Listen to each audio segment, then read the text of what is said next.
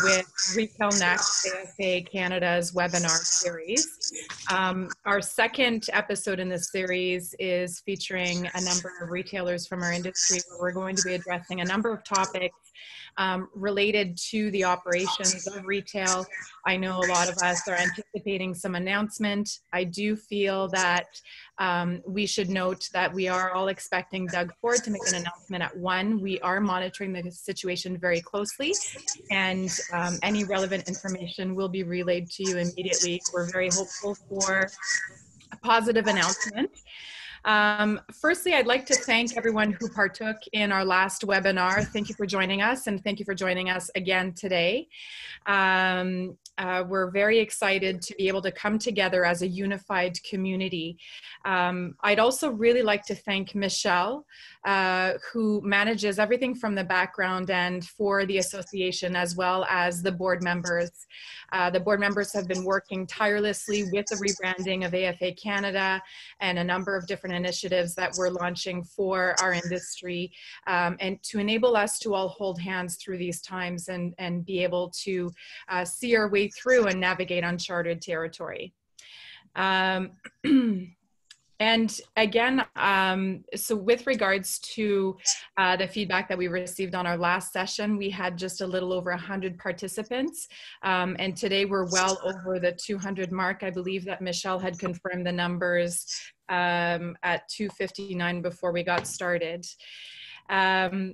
So I'd also like to make mention of the fact that with all of the board members who are working tirelessly to benefit the association and for us to grow and evolve into this new space, we're very excited to be able to announce that AFA Canada is going to be opening up membership for retailers to join.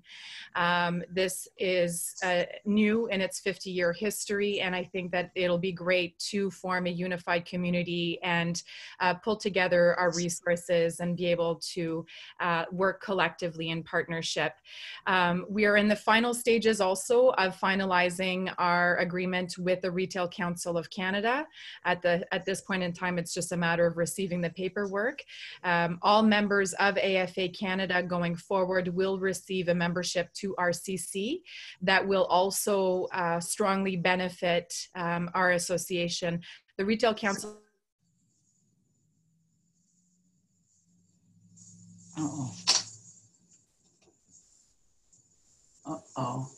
Maybe just mute yours for a sec.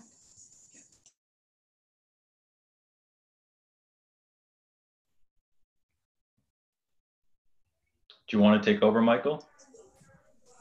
So, yeah. Can everyone hear me?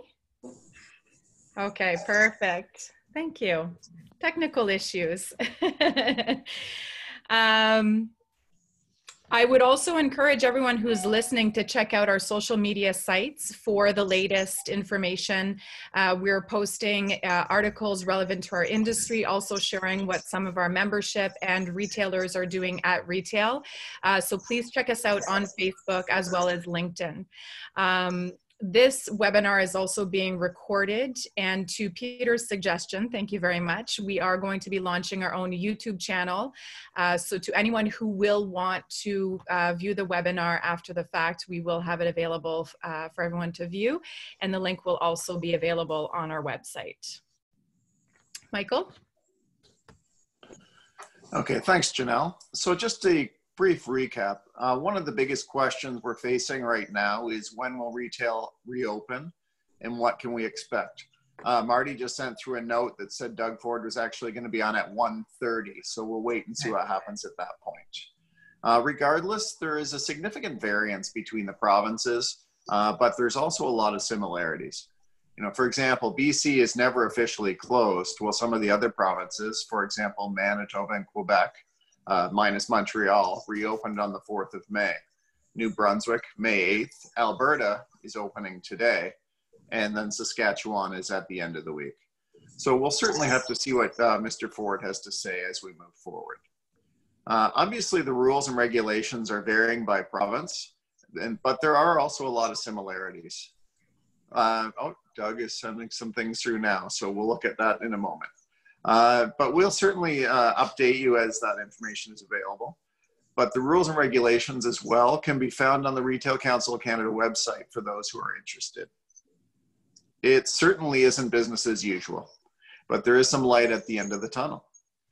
Extrapolating what may have happened here from what has happened in other markets, for example, Europe, the US, and our provinces, isn't an exact science, but a lot of the trends should hold true. As a rule, traffic is down. However, there certainly seems to be some initial pent-up demand.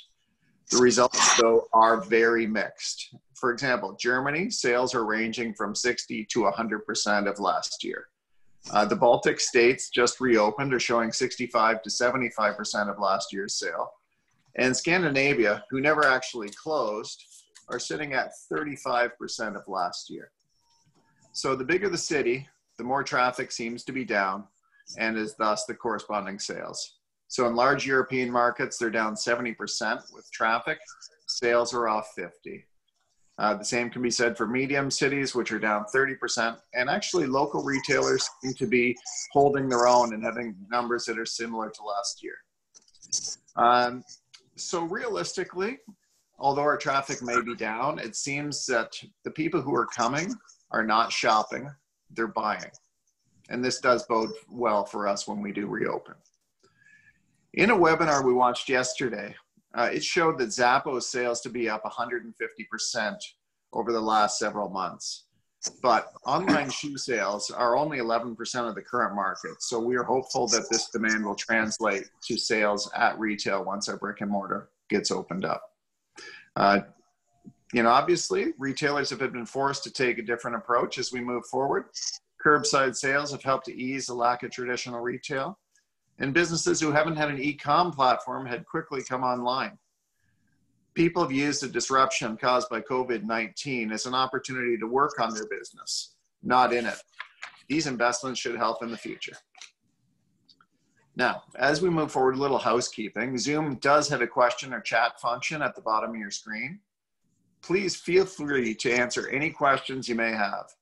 Some of them may already be part of our agenda, but we'll do our best to answer them during our segment today. And many thanks to our panelists for generously sharing their time and insight.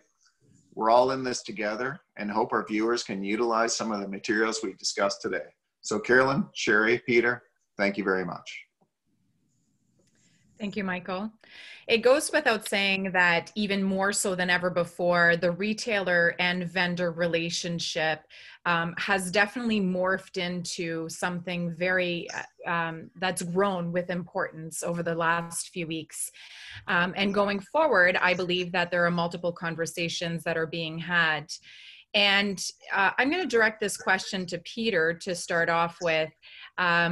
Peter, in your opinion, what is the required support that retailers should be looking for from their vendors or their suppliers throughout the retail shutdown? And how has the vendor retailer or supplier retailer relationship changed, in your opinion, to adapt?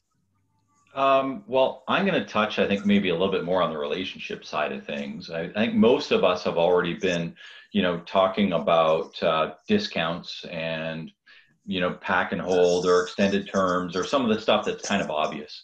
And I think that that's expected between the vendors and the retailers right now. It's to what degree is the thing. And I think this is where the relationships come in. And I think for both, one of my big things is that I really believe negotiation is going to be the mother of skill in 2020. And that, fair negotiation is an important thing. And fair means basically that there is no winner. For us, to me, the suppliers need to survive, the retailers need to survive, and we need to come together and negotiate the best settlement that's going to work for both of us. Because if one or the other loses in any given way with the vast majority of negotiations that we're doing, it's going to be crippling upon our industry. And that's a very big concern for me moving ahead. So to me, it's about the relationships and having those, what I call crucial conversations. And making sure that you can be candid about your position, making sure that you will honor and live up to whatever the negotiated agreement is from either side. And if you can build that trust and that confidence, then I think a good settlement can be made. So that's how I kind of look at this. And I think I'm a small vendor. I only have 2 stores. So I'm not going to have as much power as some other ones. So and that's one of the problems. There's going to be so many different deals out there, but in my opinion, having those relationships and having that confidence and sort of that negotiation needs to be done in a fair way. Peter, you touched on strategy, and I'd like for us to maybe dive a little bit more into it. And, but before we do so, we did get a comment come in from Anthony. Thank you for pointing this out, Anthony. We do have retailers as well as suppliers tuning in from across Canada. And for, to us, you guys are all very well known, but I think that we should touch a little bit on each other's individual businesses as far as the panelists are concerned, just to share with the public who may not know you guys already. But to Anthony's point, Peter joins us. He is a retailer with 2 locations in Southwestern Ontario. Peter also is a business coach, I guess, is how you would word it. So he can offer a lot of really great insight into the business world and maybe coming at it from a different angle. Caroline Dixon is a buyer for a chain in Quebec named BOPIED. Most locations, Caroline, you might want to help me, most locations are mall-based locations. And how many locations total does BOPIED have? 18 BOPIEDs. Okay, perfect. And Sherry joins us from the world famous Bigley shoes in Bobcaygeon. Sherry is, I think you mentioned on our call just a couple of days ago, you've been in the business for just a little over 30 years. And has a very quite unique concept, retail concept in Bobcaygeon, which actually draws tourism as well itself. And Sherry also is a retailer in multiple different commodities. So primarily not only footwear, but clothing as well. And she's got a great little ice cream shop and kitchenware. But Sherry, you may want to elaborate a little bit more into the type of business that you have. Sure. So it's really, we like to call it 10 stores under one roof and a destination in Bobcaygeon. And I'm sure most of you maybe didn't know where Bobcaygeon was a few months ago, but you probably know now where Bobcaygeon is, since we were the largest COVID outbreak at a nursing home, at least the ground zero, the first nursing home to have a big outbreak.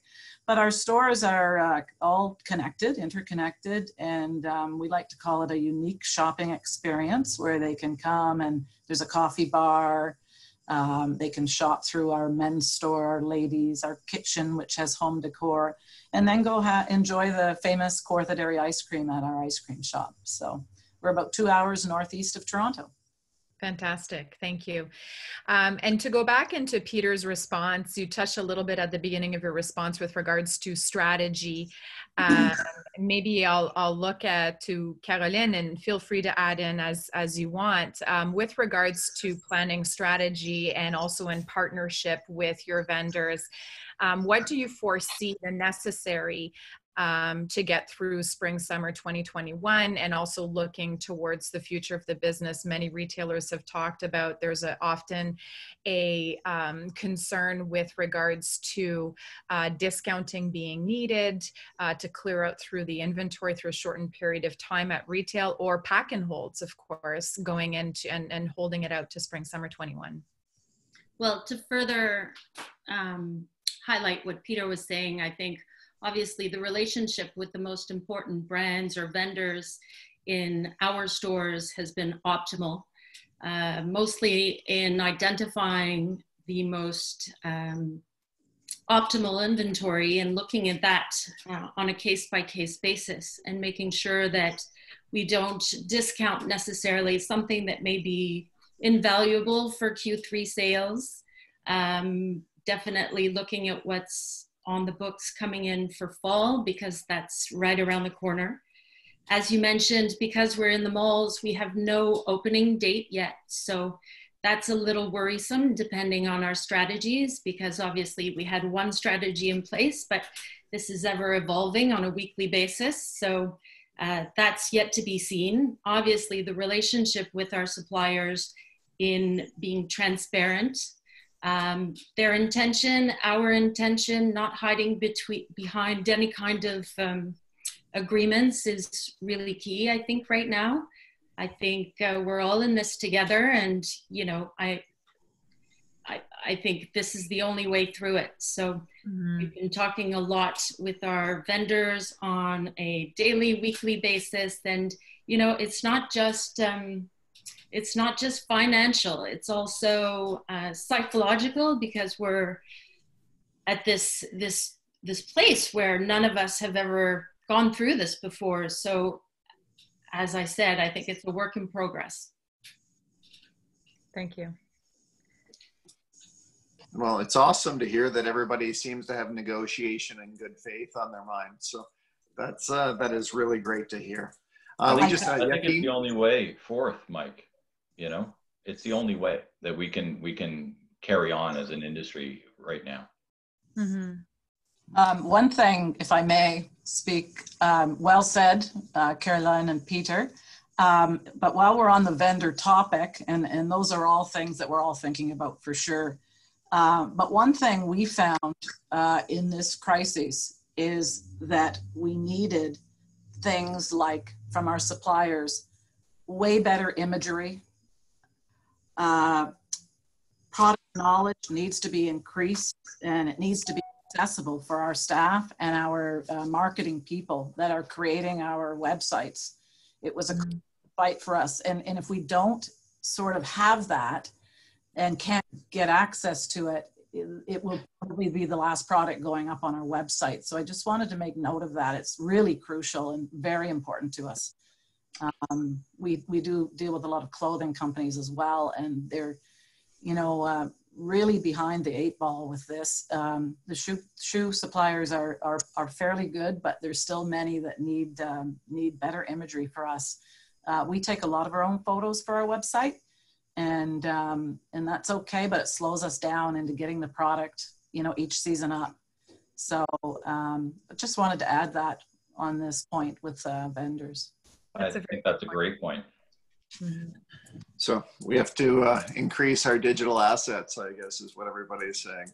Yes, so, and quick. I guess that would be an investment that we need to make on the wholesale side of the business to help, obviously. Okay, and I think that obviously speaks to the importance of e-commerce and its increased elevated importance in the omni-channel presence. Okay, now we just actually had a question come in from I believe Yakim, and he's asking about what our your strategies are for your spring 20 inventory. Example, your clear outs or your pack and holds, or what your plan is. Carolyn, would you like to take this one? Sure. Well, again, a lot of it is pivotal on opening dates, but as it stands today, we are not planning to open the doors with a huge discount. Right now, the industry is kind of dictating 20 to 25% off. So, I mean, we will definitely identify what is not carryover, what is not go forward styles, and obviously be focusing on those styles to mark down.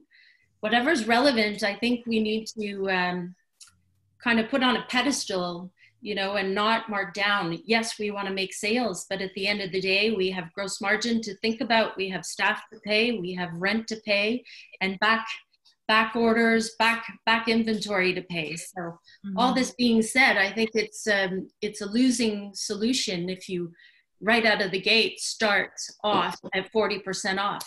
You know, it'll be detrimental to everybody else in the industry, and mostly to you. That can only last a couple months before it catches up with you. To your point, Caroline, I shared with you guys a couple of days ago that I have had conversations with also national retailers who are of like-minded strategy as well. So it's really nice to be able to see that the majority of retailers are obviously all on the same playing field, because I think that it always is a bit of a race with, you know, who starts with discounting first, and then in order to remain competitive, you need to adjust your pricing as well. So it's good to see that everyone seems to be on the same playing field. Peter?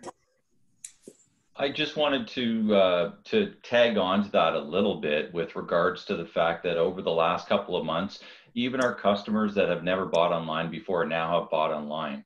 Customers are now we have trained them, this pandemic has trained them to shop online. Mm-hmm. So what does that mean for price sensitivity? That means that the people that never looked at price sensitivity before will be checking price sensitivity. So from a small retailer's perspective, I've got to be competitive. And if the larger retailers are going on sale, it's only natural that I'm going to have to live by that, because we can't discount the fact that our customers that never were price sensitive before are going to be now because of what's happened over the last couple of months. So it's a very touchy thing. And I hope that the industry doesn't go to deep discounts right off the bat because of that. I agree. Agreed. I agree with that, Peter. We're in a tourist area, like I said, so typically the March, April, May months are full price months for us, and June, July. We can hold our margins longer. So we might month after opening at regular price, but I highly doubt it. I think, you know, our website has had to be on sale because everybody is, and but we will be pulling some stock for next year. And a lot of it will be regular price for most of the season. Some won't. We'll kind of go through it with a fine tooth comb, but it is, a lot of ours is fashion and clothing and things that customers know next year. It's last year's product. So it's going to be very tough. And I agree. I hope some of the big guys aren't dumping, you know, to Winners and Marshalls and all of this stuff, because that's going to be a really big problem for us. Okay. Yeah, I mean, we'd actually just had a question come through from Chris asking how you plan to deal with the majors and the price constraints that we anticipate might happen. We obviously tried to get some majors players to come in, but we were unable to do so. So do you have any thoughts on what your strategy will be regarding that? If they dump the stuff and we have to, well, you know, we're far enough out here that we can do our own thing, but now a lot of people are online, as Peter said, and they're buying online, and I think they'll continue to do that for a long time. This pandemic has pushed us 10 years ahead. It's forced people to do a lot of Zoom. Everyone knows how to use Zoom now, and all of these different ways of virtual meetings. And we've had a lot of our customers calling with virtual appointments. So I think in terms of what we're going to do, it's going to be difficult. Time's going to tell. Getting open will be the first thing, and we'll go from there and make decisions daily, Michael, really. So with regards, I think we're touching a little bit on one of a few of our next topics of conversation with the relevance of digital and e-commerce. There's a few questions that have come up, and obviously we can all acknowledge the fact that digital marketing as well as e-commerce has really increased in popularity. So I have a general question here with regards to do we believe that digital marketing and e-commerce in particular will continue to increase the way that it has, or maybe once retail does reopen up, brick and mortar retail opens up, will we see a decrease in e-commerce from that standpoint? And then I also do have another question with regards to drop shipment. I know that in the US, drop ship seems to be on the increase. It has been over the last couple of years. There is now the question of whether retailers are engaging with their vendors in regards to drop ship as well.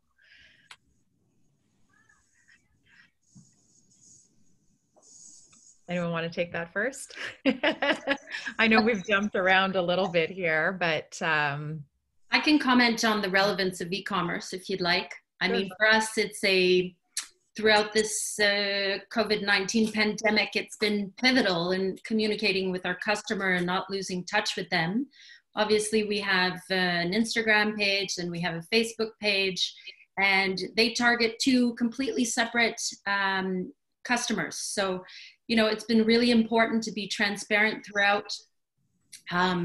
Our e-com site has seen some large increases since we've been closed, and that is fantastic because we were not up to par with industry standard in proportion to the brick and mortar sales.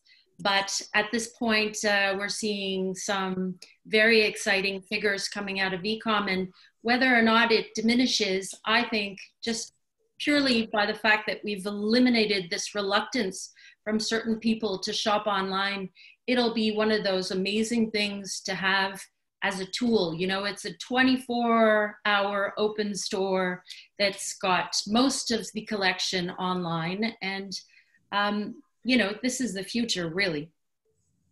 Mm-hmm. Wow. Definitely. We've always had an e-commerce store, but it was never tied into all of our inventory on our floor. And in other words, it wasn't live. So we were losing a lot of customers' faith by having to refund them if they purchased and we sold it in the store a few hours before. So luckily, March 1st, we went live with a new site that tied us in with our inventory, and it saved us for sure with e-commerce. Our customers were using it. It kept us busy through all of this. Nothing like it would if our stores were open, but certainly having that website accessible was crucial. So, and, yeah. So that's an investment. From my perspective, yeah, from my perspective, I'm thankful to have a web store. We never have done a lot of web store business. It's been more of an advertising flyer for us as people like to shop in our store. But I'm happy to say that we were able to do a fair bit of business over the last couple of months, and it's been the only business that we've done. So I think for those that are on this call that still don't have a website, it's a necessity. Mm-hmm. There's something to be said also about you know, pre-orders. In our industry, we know what's coming 6 to 8 months in advance. We've booked our orders, and sometimes, back to your point, Sherry, where our suppliers have the right assets, we can actually put something online and find out, you know, the excitement over it by having them pre-order or have something that's web exclusive. And these are all tools that can kind of gear your buying. You know, it's a whole other dimension. I don't think it's the best idea to have your complete inventory online, because I do a lot of shopping online myself. And by the time you get to a second or a third page, you've lost patience. You need to see right away what's happening. So for anybody out there that's looking to work in an e-com site, that's really key, is having a website that's, you know, three-step checkout. Mm-hmm. So don't make it complicated, use simple filters, and you know, the customer will be so happy that way. Okay. Fantastic, guys. We've had a lot of questions coming up on the board asking people for they're more operational type questions. So Shandy was asking about how everybody is planning to deal with returns and the like. So sort of as we move into that, you know, what are your businesses, and these are sort of questions that will gear to everyone. What are your businesses planning to do? Are you reducing or increasing your operating hours as your retail business increases? Peter, do you want to take that one to start? Sure. For me, we don't plan on increasing hours, but we're not decreasing either. So when we're able to open, we're going to open pretty much with our regular hours. The one thing we are definitely contemplating doing is not necessarily what I call clienteling, which is the appointment base. And we will do appointment base if it comes to that through the government that we need to.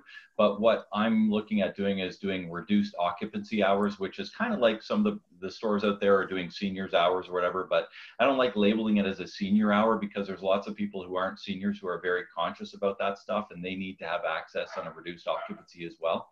So we're looking at doing that at some of our traditionally low hours of our sales cycle during our day, like particularly before lunch on Monday, Tuesday, Wednesday, and offering those out as just another option. So I'm not going to be either increasing or decreasing at this point in time, just kind of changing around and morphing the way that we operate our existing hours.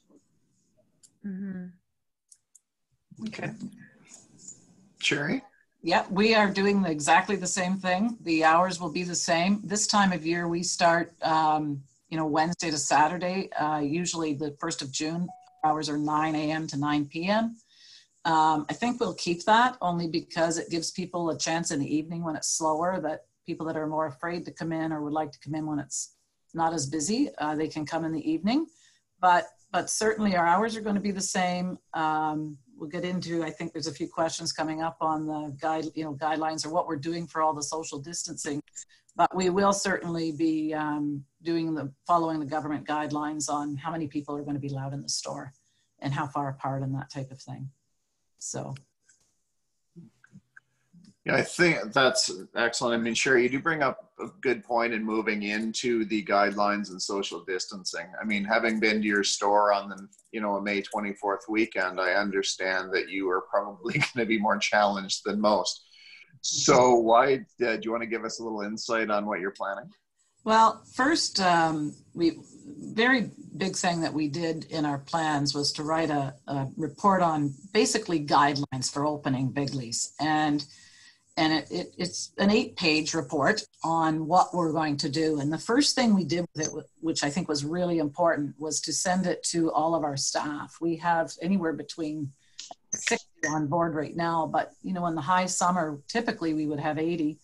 But we've sent it to the existing staff to make them feel more safe and communicate with them what is going on, because there's so many different things on TV and they really didn't know. And this is going to change daily. And after today, we'll be changing it again. But really, there's some major safety issues that we all know are going on. And with our stores being interconnected with so many doors, fire regulations we have to keep our doors open. But it kind of works in our favor because, with so many exits and entrances, it allows people who see somebody coming in one door to kind of shift to another store and go out another door. But the physical distancing, we've looked at things like in a particular fitting area, whether it's pretty much one, customer to staff to customer, 1-to-1 or 1-to-2. But our fitting areas are pretty spread out. So we've talked about that, how we're going to put one staff in each fitting area and keep so many customers in the store at a time. That just will allow space with each sales representative. We have invested in hand sanitizing measures at every door, and we are going to require them customers to sanitize their hands, because they ultimately will be touching products in our store. And I think that having that at every door, I think we're going to have to do that, but we've done that already. We've used things like the decals that are on the floors for customers. We've got all the sneeze guards for all of our caches. And I don't even know for sure if that's going to be mandatory, but we've put that in. We've also got gloves and masks for customers and staff if they choose to wear them.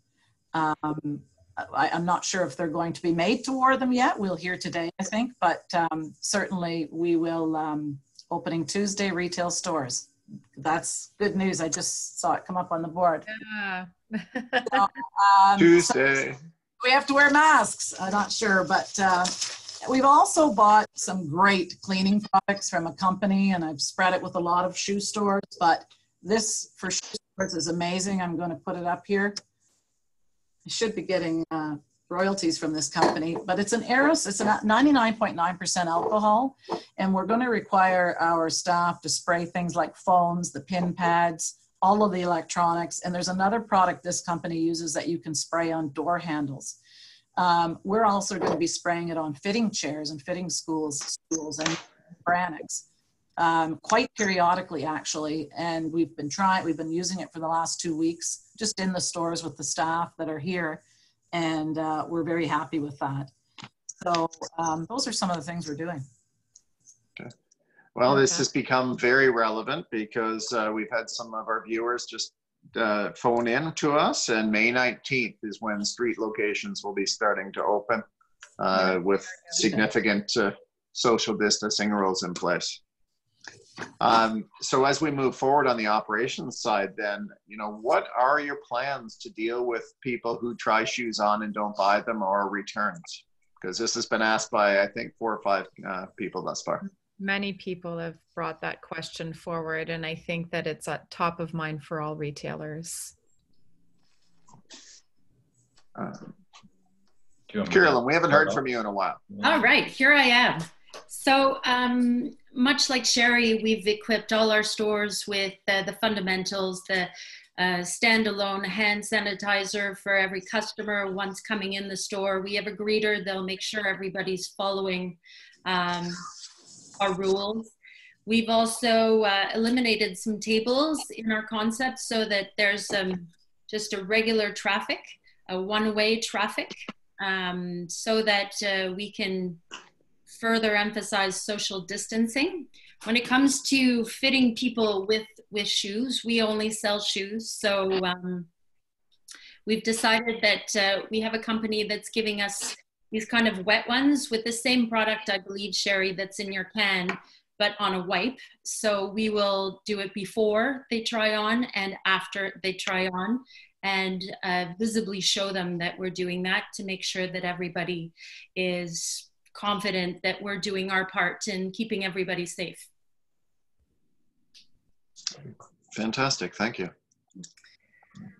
I'm kind of on the same boat there, and we've equipped all of our stuff. But as far as returns go, I don't really have a big problem. I know some people are having problems taking returns. I personally don't have a big problem with taking returns. We're taking the return, we're putting it on a shelf, we're letting it sit for a couple of days, and at least that's the plan right now until, you know, there's guidelines out there that actually say how long the virus is going to last on cardboard and cloth and all that sort of stuff. So we're going to follow those.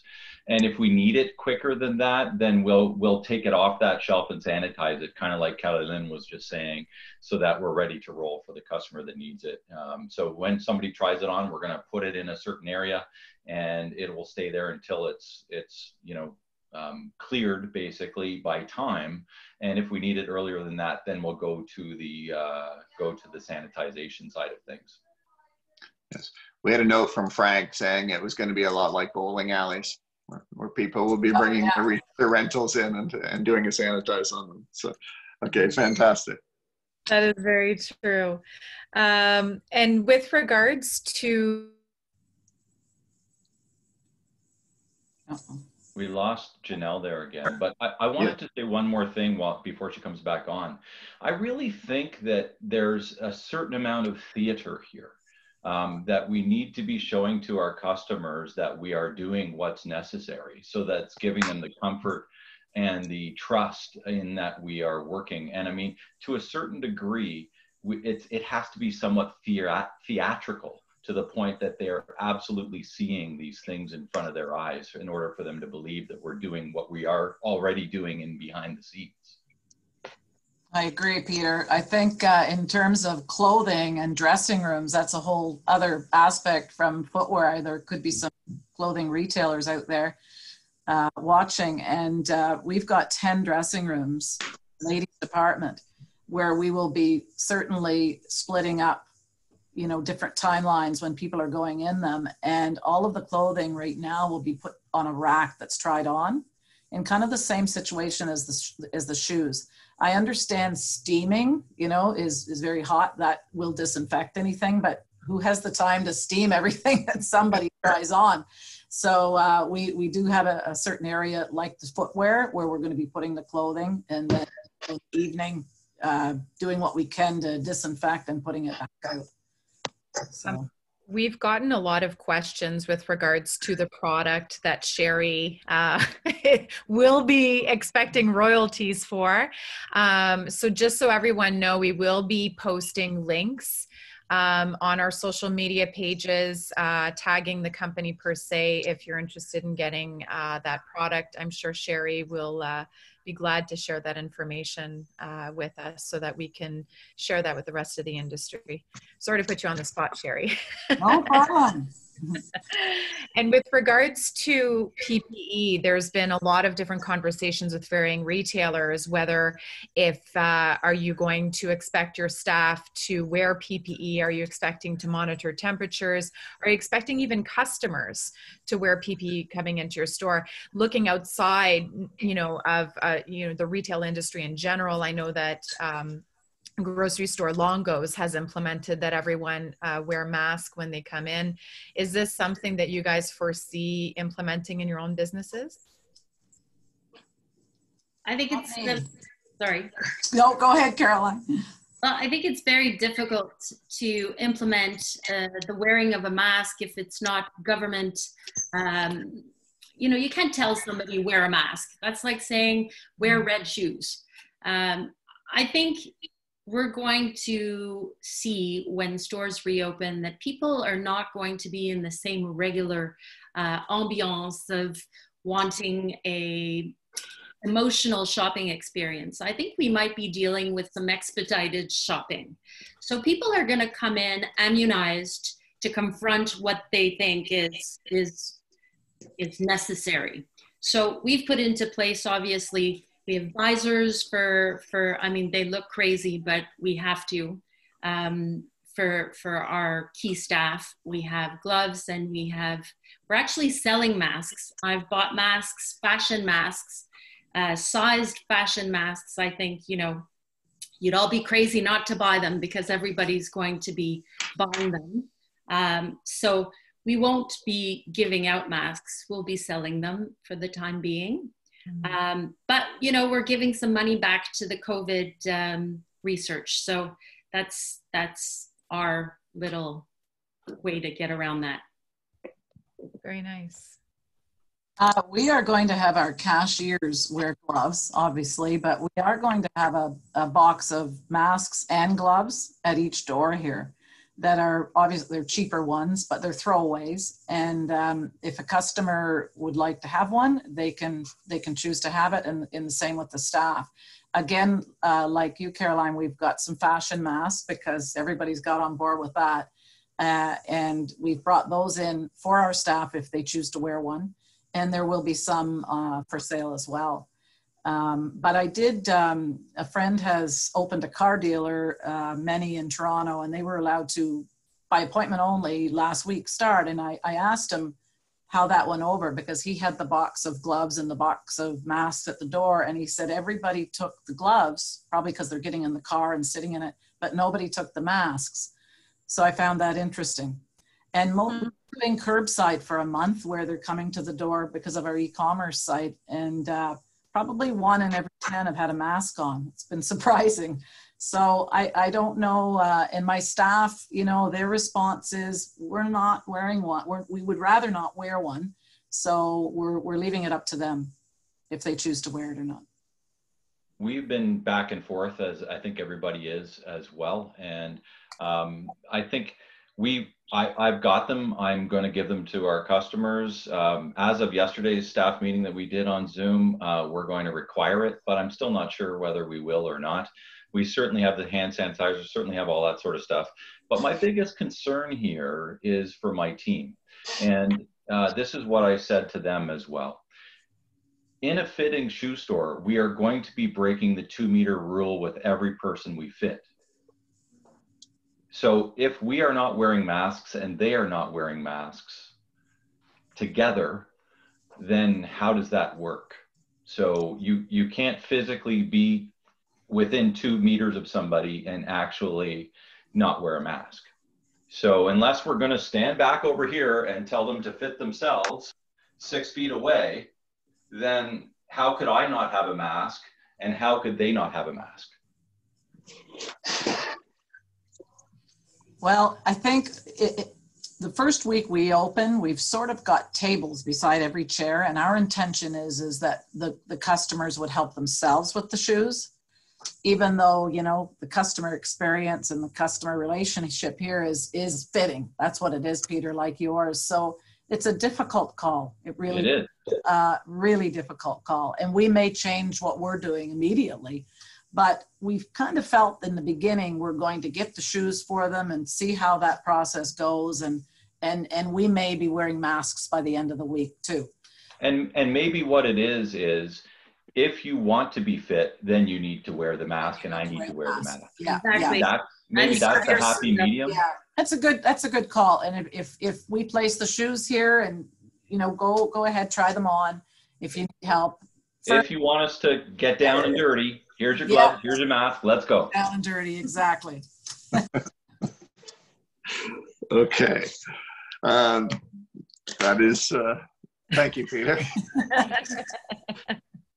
Down and dirty in the shoe business. I like it. At the end of the day, we want everybody safe. Our staff, for sure, number one. I mean, they're the ones that have to deal with all the customers every day. And I think that's really something to remember for all of us retailers. And we want to make it as comfortable for them and as safe as possible. And our customers. So, you know, we're in it together, and I think each day is going to dictate that. And I think there's actually like a legal onus there too. I mean, with our team, right?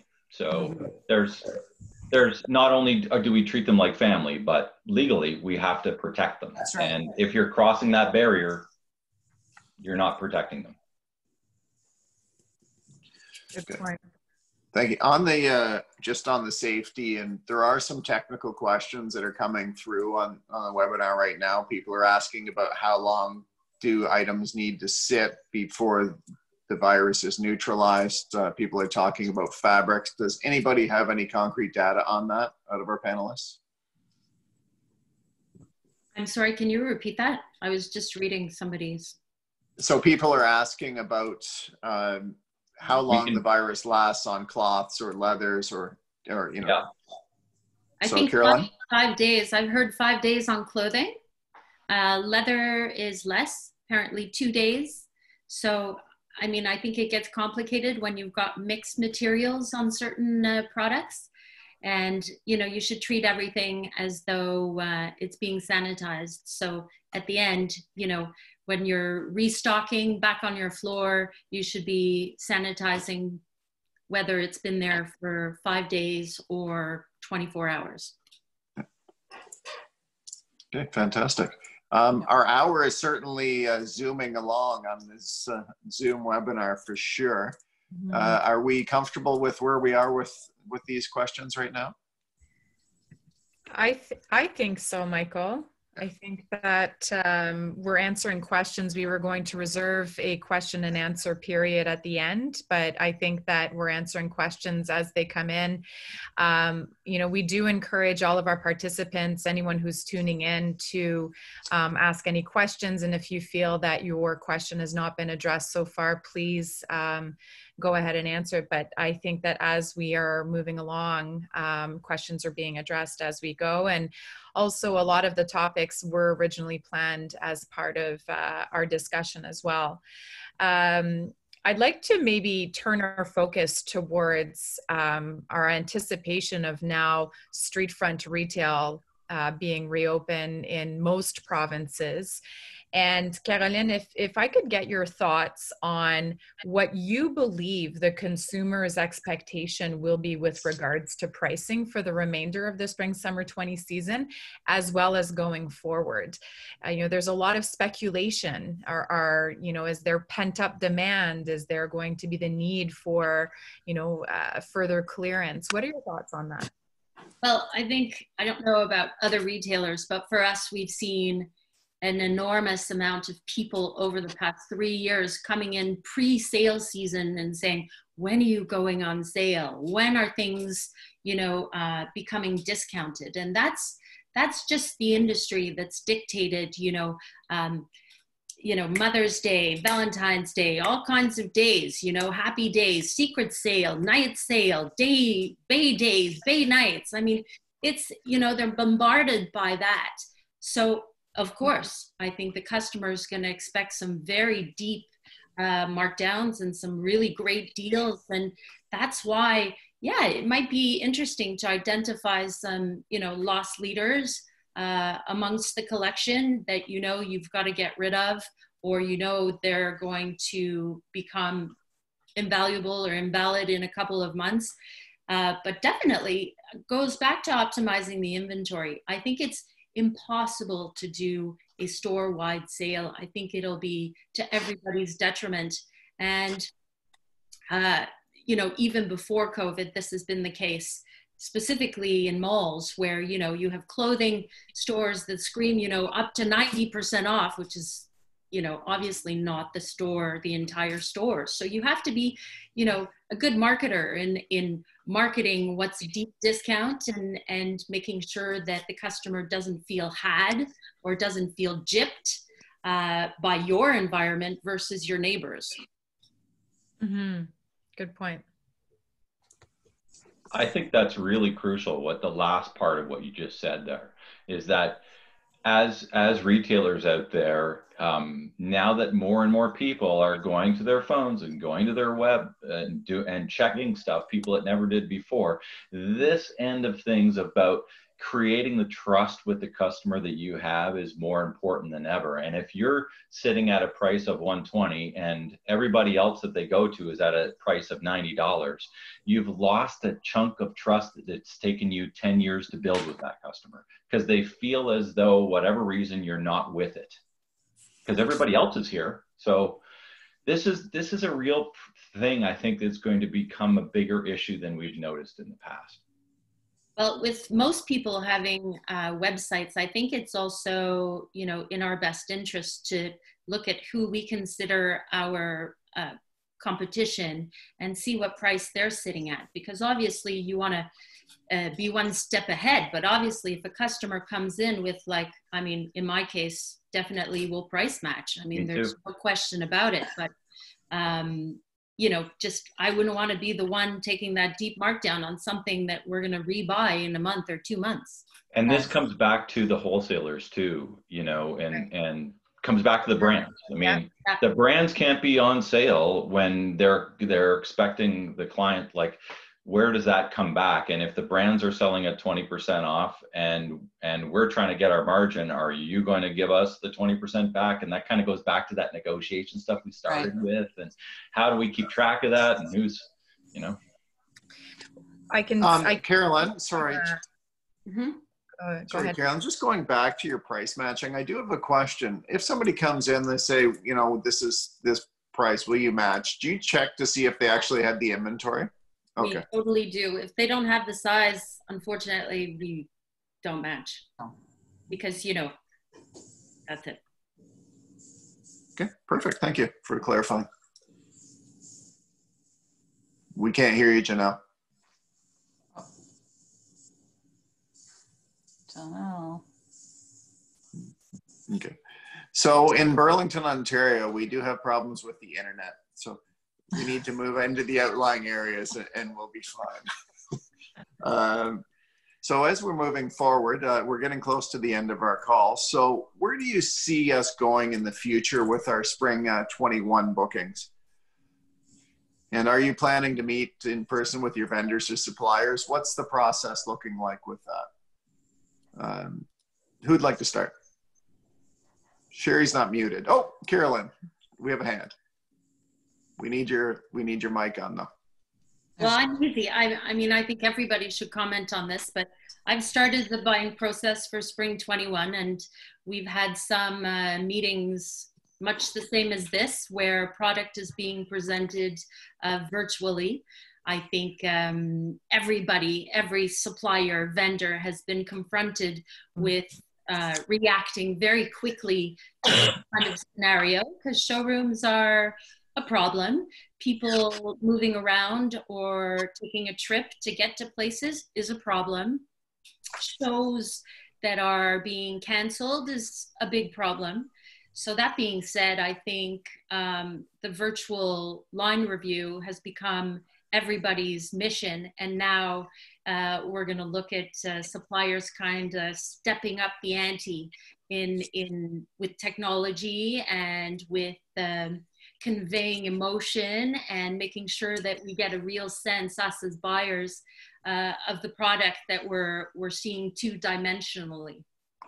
Now, as far as inventory is concerned, going back to a previous question, we've really looked at what is carryover, meaning what styles are being integrated into the Spring 21 collections. Obviously, we've got styles that were delivered in March, never hit the sales floor.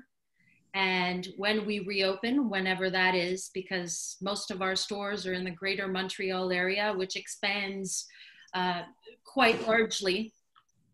So that being said, we'll have styles that maybe will never see the light of day for Spring 20. So this will be an interesting thing to, well, for payment purposes, obviously, but also to incorporate in Spring 21's budget and assortment. Did I answer that question enough? Perfectly. Yeah. Can you guys hear me now? Am I back? Yes. Yeah, perfect. Caroline, to your point, and a little bit on what Peter had touched, that vendor, supplier, and retailer relationship is becoming even more so important. And I think what really becomes critical, I can speak with regards to my brands, also other brands that I've been in contact with. Many brands are relooking at their assortment, and in order to be able to support, you know, and to really also reduce their financial risk with regards to inventory and support the retailers through pack and holds and looking at spring summer 2021, a lot of brands are planning quite a bit of carryover or, you know, very little modification. I think gone are the days where you're going to see a complete collection being completely reinvented. You know, it speaks volumes when you have top you know, high-end designers such as Armani that are announcing that they're no longer producing any new collections for the time being. I think that it's about, you know, sticking to the basics and trying to make that, you know, make that move forward. And that, again. One thing, Janelle. Yes. I think back to Sherry's point, you know, in clothing being so, even faster fashion, you know, sometimes in shoes we have basics that kind of always go into play, and then we add some color of the season to kind of spice it up. That's going to be, I think, a big challenge for people in shoes dealing with carryover is to spice it up and make it actual for spring 21, because, you know, it's a long ways away.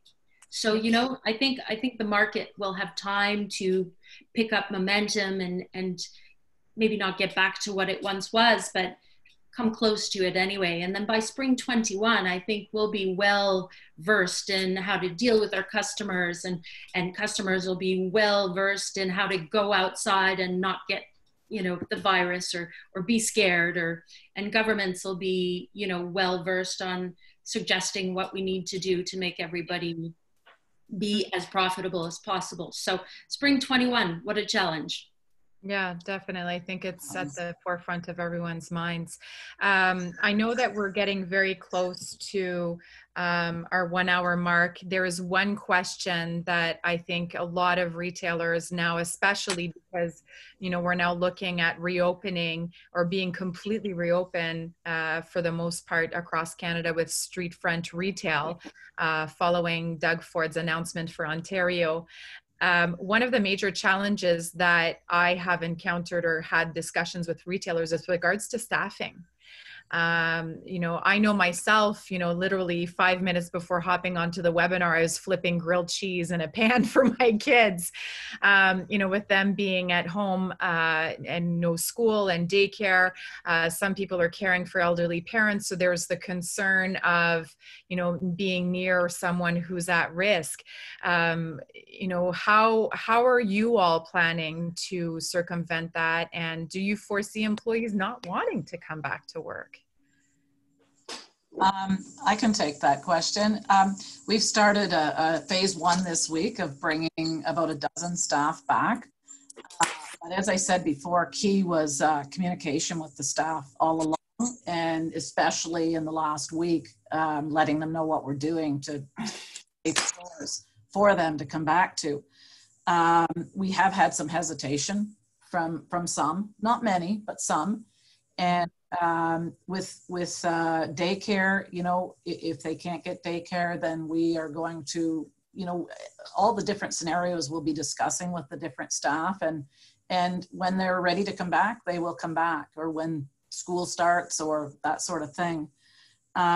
We are doing a phase 2 next week with the probably the second group of our staff, another 10, and hoping we can, as the store demands, hopefully we can staff back, but we're going to have to just walk through that for the rest of May and June to see where it takes us in store, because we've started a lot of virtual things online with appointments for customers where they can, and it's funny, we're talking about buying, and I'm thinking, how can I buy shoes online through our vendors? And we've just completed this with many customers where we're doing a virtual tour for them through our store, and they're buying clothing.